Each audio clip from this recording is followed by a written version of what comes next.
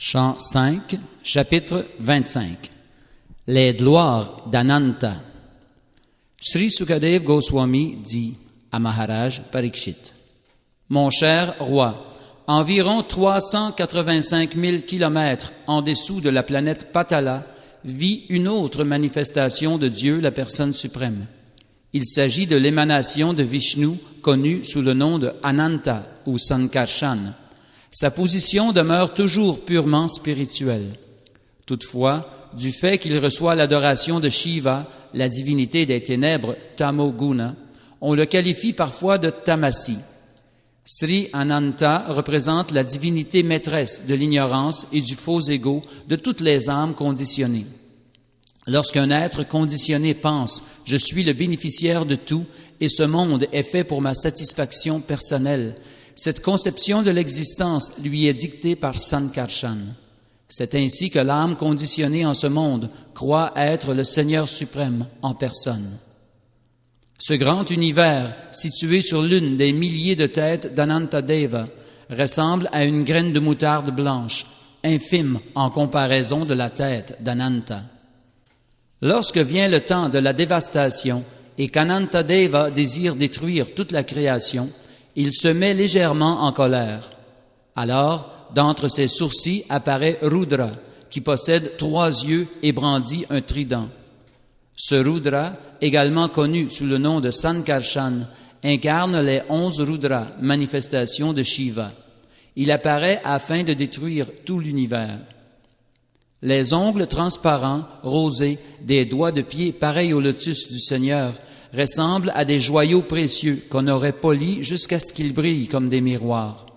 Les purs bhaktas et les chefs des serpents offrent leur hommage à Sankarshan avec une dévotion profonde, et une grande joie s'empare d'eux lorsqu'ils voient leurs jolis visages réfléchis par les ongles de ses doigts de pied. Leurs joues sont parées de pendants d'oreilles scintillants, et la beauté de leur visage fait grand plaisir à voir.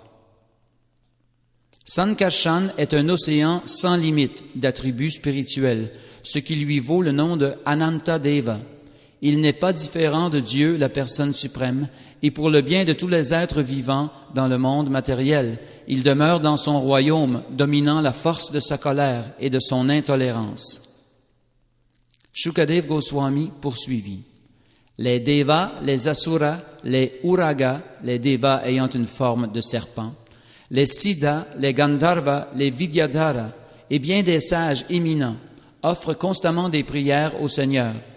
Celui-ci, sous l'effet de l'ivresse, a l'air quelque peu égaré, et ses yeux semblables à des fleurs pleinement épanouies roulent de côté et d'autre. Il emplit d'aise ses compagnons personnels, les chefs des Devas, par les douces vibrations sonores de sa voix.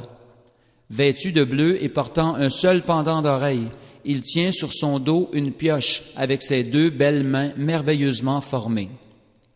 Aussi blanc que Indra, le monarque des cieux, il a une ceinture dorée autour de la taille et autour du cou une guirlande Vaijayanti, faite de fleurs de Tulasi toujours fraîches. Des abeilles enivrées par le parfum mielleux des fleurs de Tulasi bourdonnent très doucement autour de cette guirlande, ce qui accroît sa beauté sans cesse. C'est ainsi que le Seigneur jouit de ses divertissements avec une grande magnanimité. Si les êtres sérieusement désireux d'être libérés de l'existence matérielle doivent prêter l'oreille aux récits des gloires d'Anantadeva tels qu'ils sont transmis par un maître spirituel appartenant à une filiation spirituelle reconnue, et s'ils méditent constamment sur Sankarshan, le Seigneur pénétrera au plus profond de leur cœur, fera disparaître toutes les impuretés dues au guna et tranchera le nœud serré formé dans son cœur de temps immémorial par le désir de dominer la nature matérielle au travers d'actes intéressés. Narada Muni, le fils de Brahma, glorifie sans fin Anantadeva à la cour de son père, où il chante des vers sublimes de sa propre composition en s'accompagnant de son instrument à cordes appelé tumburu, ou alors accompagné par un chantre céleste. Par un simple regard, le Seigneur souverain permet aux gunas d'agir comme les causes de la création, de la conservation et de la destruction universelle. L'âme suprême est infinie et n'a pas de commencement. Bien qu'elle soit unique, elle se manifeste sous de nombreuses formes. Comment l'homme peut-il comprendre les voies de l'être suprême? Cette manifestation de matière grossière et subtile existe en Dieu, la personne suprême. Faisant preuve d'une miséricorde sans cause envers ses dévots, celui-ci manifeste différentes formes de sa personne qui sont toutes transcendantales. Le Seigneur souverain est infiniment libéral et il possède tous les pouvoirs que confère le yoga pour conquérir le mental de ses dévots et emplir leur cœur d'allégresse. Il apparaît en tant que différents avatars et révèle de nombreux divertissements. Fût-il malheureux ou déchu, quiconque récite ou chante le saint nom du Seigneur après l'avoir entendu des lèvres d'un maître spirituel authentique se trouve aussitôt purifié. Même s'il prononce le nom du Seigneur en plaisantant ou par inadvertance, lui-même et tous ceux qui l'entendent sont affranchis de tout péché. Comment, dès lors, une personne cherchant à échapper au joug de la matière peut-elle éviter de réciter ou de chanter le nom de Shesha?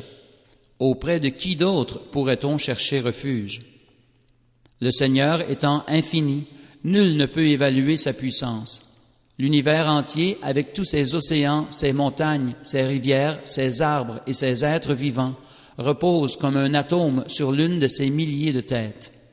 Qui pourrait donc décrire ses gloires, même avec des milliers de langues? Les qualités glorieuses et grandioses de ce puissant Anantadeva ne connaissent pas de fin. De fait, ses prouesses sont illimitées. Bien qu'il se suffise à lui-même, il soutient également tout ce qui existe. Il habite en dessous des systèmes planétaires inférieurs et soutient aisément l'univers entier. Ô roi Parikshit, ainsi que je l'ai entendu de mon maître spirituel, je t'ai décrit la création de l'univers matériel en fonction des actes et des désirs intéressés des âmes conditionnées. Celles-ci, emplies de désirs matériels, parviennent à différentes conditions de vie sur différents systèmes planétaires. C'est ainsi qu'elles vivent au sein de cette création matérielle.